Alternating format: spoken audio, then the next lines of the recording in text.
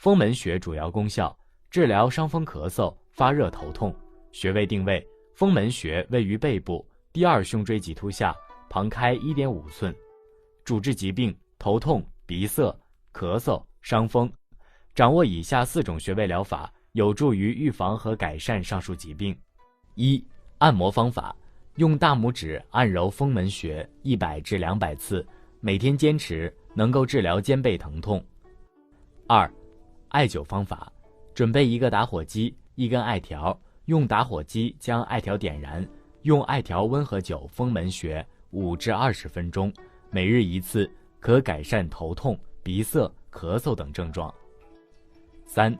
拔罐方法：使用火罐、钳子、棉球、打火机、95%酒精、毛巾，用毛巾将穴位清洁干净。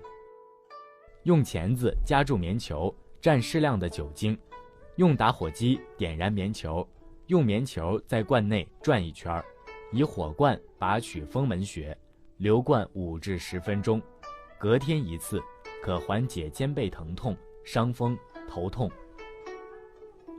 4.